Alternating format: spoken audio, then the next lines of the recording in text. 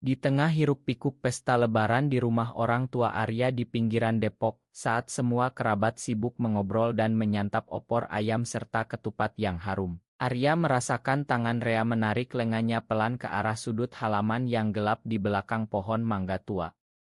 "Arya, aku nggak tahan lagi," bisik Rea dengan suara bergetar, matanya penuh emosi yang sudah lama dipendam.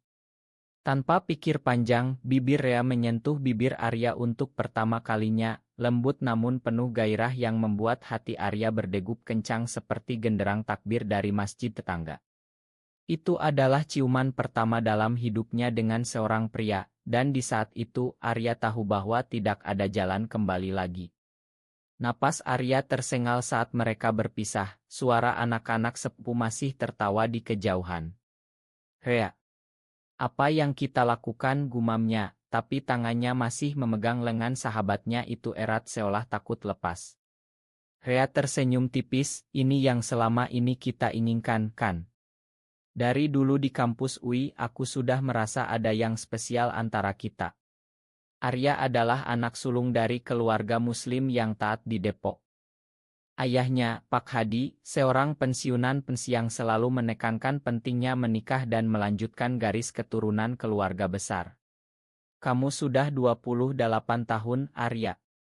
Kapan bawa calon istri ke rumah?" kata ayahnya setiap kali mereka makan malam bersama.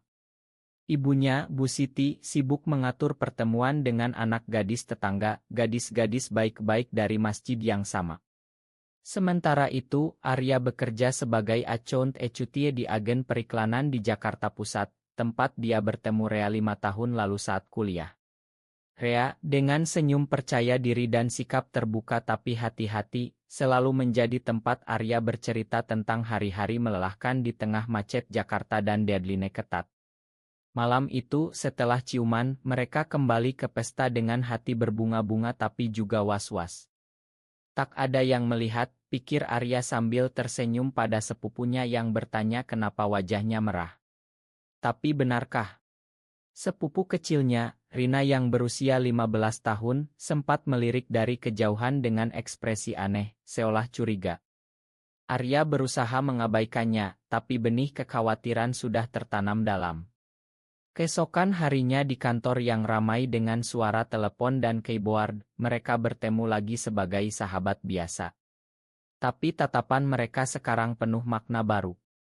Arya merasa hidupnya mulai terbagi dua, satu sisi anak baik yang patuh pada adat dan agama, sisi lain pria yang baru saja menemukan kebahagiaan sejati dalam pelukan Rea. Sepanjang hari, Arya tak bisa konsentrasi. Pikirannya kembali ke momen di bawah pohon mangga itu, aroma ketupat masih menempel di baju batiknya. Apakah ini dosa? Apakah Tuhan akan murka? Tapi perasaan hangat itu tak bisa dipungkiri. Saat makan siang di warung soto Betawi dekat kantor, Rea menyentuh tangannya di bawah meja. "Kita harus bicara lebih lanjut, Arya. Ini bukan main-main buat aku." Arya mengangguk, jantungnya berdegup lagi. Malam harinya, di apartemen kecilnya di Tebet, Arya duduk sendirian di balkon sambil memandang lampu-lampu Jakarta yang berkelap-kelip. Telepon dari ibunya masuk. "Arya, besok datang ke rumah ya, ada tamu gadis dari kampung." Arya menelan ludah. "Iya, Bu." Tapi dalam hati ia tahu bahwa rahasia ini akan segera mengubah segalanya. Rea mengirim pesan, "Aku rindu sudah. Besok kita ketemu lagi." Arya tersenyum, tapi air mata menggenang. Perjalanan ini baru dimulai, dan ia tak tahu badai apa yang akan datang. Hari-hari berikutnya berlalu dengan campuran bahagia dan ketakutan. Mereka bertemu diam-diam di kai kecil di Kemang, berjalan di taman Setu Babakan sambil berpegangan tangan saat tak ada orang. Rea bercerita tentang masa kecilnya di Surabaya, bagaimana ia selalu merasa berbeda tapi tak berani bilang pada orang tua. Arya mendengarkan, merasa untuk pertama kali ada yang benar-benar mengerti dirinya. Tapi setiap kali pulang ke Depok untuk makan malam keluarga, tekanan semakin berat. "Lihat anak Pak sudah punya 2 anak," kata ayahnya sambil menunjuk Otto di ponsel. Arya hanya bisa tersenyum kaku. Dalam hati ia bertanya-tanya berapa lama lagi ia bisa menyembunyikan ini semua. Ciuman pertama itu, di momen pesta lebaran yang seharusnya penuh berkah, telah membuka pintu menuju dunia baru yang penuh harapan tapi juga bahaya. Arya bangun pagi dengan perasaan campur aduk. Seminggu setelah pesta lebaran, rahasia itu masih hangat di dada. Di kantor, Rea duduk di meja sebelah, sesekali melirik dengan senyum yang hanya mereka berdua pahami. Malam ini kita makan malam bareng, bisik Rea saat meeting selesai. Arya mengangguk pelan, tapi hatinya gelisah. Bagaimana kalau ada yang curiga? Rekan kerja mereka, Budi, sudah pernah bertanya kenapa Arya dan Rea selalu bareng. Kalian kayak pasangan aja, candanya dulu, tapi sekarang kata itu terasa seperti pisau. Malam itu, mereka bertemu di sebuah restoran Padang kecil di kawasan Senopati, tempat yang sepi dan tak terlalu terkenal. Rea memesan rendang dan es teh manis, sementara Arya hanya menatap piringnya. Aku takut, Rea. Keluargaku. Mereka nggak akan terima. Rea memegang tangannya di atas meja. Kita nggak harus buru-buru bilang. Kita nikmati dulu ini. Aku sayang kamu, Arya.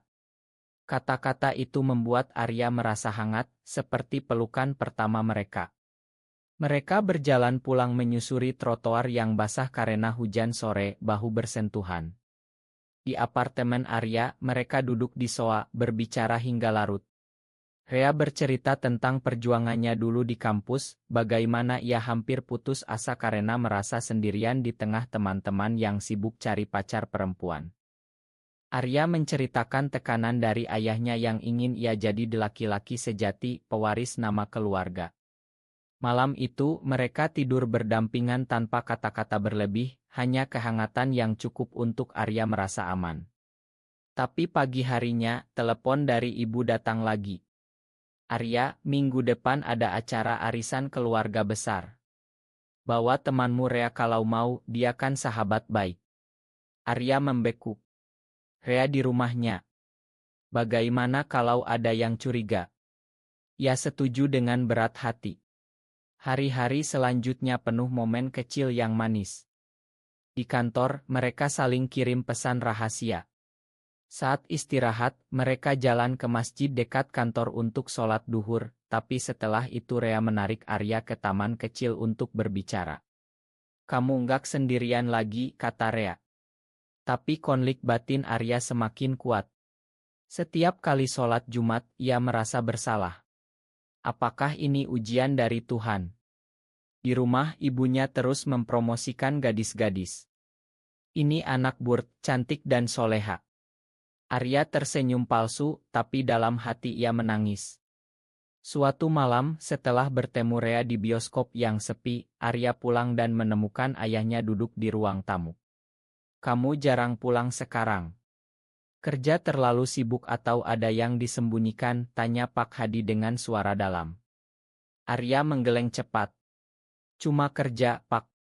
Tapi malam itu ia tak bisa tidur. Rahasia ini mulai terasa berat seperti beban di pundak. Rea menjadi kekuatannya, tapi juga sumber ketakutan. Mereka mulai merencanakan liburan kecil ke puncak akhir pekan, tempat di mana mereka bisa bebas. Di sana, di ilah kecil, mereka berpegangan tangan melihat sawah hijau. Ini yang aku inginkan selamanya, kata Rea. Arya tersenyum, tapi bayangan keluarga besar di pesta lebaran itu kembali menghantui. Sepupu Rina mengirim pesan, Kak, kemarin di pesta aku lihat Kak Rea deket banget sama Kak Arya. Ada apa ya? Arya langsung hapus pesan itu, jantung berdegup. Benih curiga sudah tumbuh. Di kantor, Budi mulai bergosip kecil. Kalian berdua kok selalu bareng? Pacaran ya? Arya tertawa gugup. Cuma sahabat. Tapi dalam hati ia tahu bahwa kebohongan ini tak akan bertahan lama. Cinta mereka tumbuh, tapi bersama itu muncul retakan kecil. Arya mulai ragu apakah ia siap kehilangan segalanya demi Rea. Rea dengan kesabaran terus meyakinkan. Kita hadapi bareng. Malam demi malam, Arya belajar menerima perasaannya, tapi tekanan dari luar semakin kuat. Hingga suatu hari, di pertemuan keluarga arisan, semuanya mulai retak. Arisan keluarga besar di rumah Paman Arya di Bogor menjadi tik balik. Semua kerabat berkumpul, anak-anak bermain, wanita sibuk di dapur. Rea datang sebagai sahabat kantor, tapi tatapan Rina dan beberapa sepupu lain membuat Arya gelisah. Saat semua duduk makan, ayah Arya bertanya pada Rea, "Kamu sudah punya pacar?" Arya ini masih sendiri terus. Rea tersenyum sopan, "Belum, Pak. Okus kerja dulu." Tapi Arya melihat kilat curiga di mata ibunya. Malam itu saat pulang, ibu bertanya pelan, "Kamu dan Rea dekat sekali ya?" Arya mengelak, "Sahabat biasa, Bu." Tapi benih itu sudah tumbuh. Di kantor minggu berikutnya, Budi mulai menyebar gosip halus. "Aku lihat mereka berdua di kai kemarin, tangan pegangan." Arya mendengar dari rekan lain, hatinya dingin. Ya, konfrontasi Rea di toilet kantor. "Kita harus lebih hati-hati." Rea marah, "Kenapa harus sembunyi terus?" "Aku capek, Arya." Itu menjadi pertengkaran pertama mereka. Arya pulang dengan air mata, merasa terjebak. Tekanan keluarga semakin berat. Ibu mengatur pertemuan dengan seorang gadis bernama Lina dari masjid. "Coba kenalan dulu, Nak." Arya pergi dengan hati berat, duduk di kai sambil memikirkan Rea. Lina baik, tapi Arya tak merasakan apa-apa. Malam itu ia cerita pada Rea lewat telepon, "Aku nggak bisa bohong terus." Rea diam lama. "Kalau kamu pilih keluarga, aku ngerti." Kata-kata itu seperti pisau. Arya mulai menjauh, tapi rasa rindu membuatnya kembali. Mereka bertemu di Taman Monas malam hari, berpelukan di bawah pohon. "Ma, aku takut kehilangan kamu," kata Arya. Rea memakan, tapi retakan sudah ada. Di rumah, ayah memanggil Arya ke ruang tamu. "Ada yang bilang kamu dekat dengan Rea seperti lebih dari sahabat. Benar itu?" Arya membeku, menggeleng. "Cuma gosip, Pak." Tapi ayah tak puas. Konflik batin Arya mencapai puncak. Ia sholat malam, memohon petunjuk, tapi hatinya pada Rea. Suatu hari, Rina datang ke apartemen Arya dengan alasan main. "Kak, aku lihat Kak Rea cium Kak di pesta lebaran." Arya pucat. Ia membantah, tapi Rina sudah curiga. Rahasia mulai bocor. Di kantor, bos memanggil Arya. Ada keluhan tentang hubungan pribadi yang ganggu kerja. Arya tahu Budi yang lapor. Tekanan dari semua sisi membuat Arya hampir patah. Ia berkorban dengan menjauhi Rea sementara, tapi rasa sakit itu tak tertahankan. Rea merasa dikhianati. "Kamu pilih aman daripada aku." Pertengkaran besar terjadi di mobil Rea di parkiran mal. Arya menangis, "Aku sayang kamu, tapi keluargaku." Mereka pisah dengan hati hancur. Arya pulang ke Depok berpura-pura baik. Tapi dalam hati ia tahu pilihan harus dibuat. Perjalanan ini mengajarkan bahwa cinta tak selalu mudah di Indonesia yang penuh norma. Gosip di kantor meledak. Budi menyebar oto buram Arya dan Rea di taman, meski tak jelas, tapi cukup untuk desas-desus. Bos memanggil mereka berdua. "Ini kantor, bukan tempat pacaran. Kalian dipindah tim." Arya merasa dunia runtuh. Rea marah besar, "Ini semua karena kamu takut." Mereka bertengkar hebat di ruang rapat kosong. Arya pulang dengan kepala pusing. Di rumah Depok, ibu sudah tahu dari Rina. "Anakku, ini benar?" tanya Bu Siti dengan suara gemetar. Arya tak bisa bohong lagi. "Iya, Bu. Aku cinta sama Rea." Ibunya menangis, ayah marah besar. "Kamu bawa malu keluarga. Keluar dari rumah ini." Arya dikurung di kamar, telepon dirampas. Rea tak bisa dihubungi. Malam itu, Arya kabur lewat jendela, naik ojek online ke apartemen Rea. Tapi Rea dingin. Kamu tinggalkan aku waktu susah. Pengkhianatan dari Budi dan Rina membuat Arya sadar betapa rapuh rahasianya. Ia tinggal sementara di kos murah, kehilangan pekerjaan karena skandal. Keluarga besar memutus hubungan, paman dan bibi tak mau bicara. Arya merasa sendirian di Jakarta yang ramai. Ia jalan malam di jalanan Tamrin, air mata bercampur hujan. Apa aku salah mencinta? Tanya dalam hati. Rea akhirnya menghubungi, mereka bertemu di warung kopi pinggir jalan. Ma, Arya. Aku juga takut. Mereka pelukan tapi luka masih ada. Arya mulai bekerja relance, belajar mandiri. Konflik dengan keluarga berlanjut lewat pesan ibu, kembali ke jalan yang benar, nak. Arya menjawab dengan hati hancur. Pengkhianatan dari orang terdekat mengajarkan bahwa cinta butuh pengorbanan. Arya memilih tetap dengan Rea, meski kehilangan segalanya. Mereka pindah ke apartemen bersama di Bekasi, mulai hidup baru. Tapi bayangan keluarga masih menghantui. Hidup bersama Rea membawa kedamaian kecil, tapi Arya masih merindukan keluarga. Ia mencoba hubungi ibu, tapi ayah memblokir.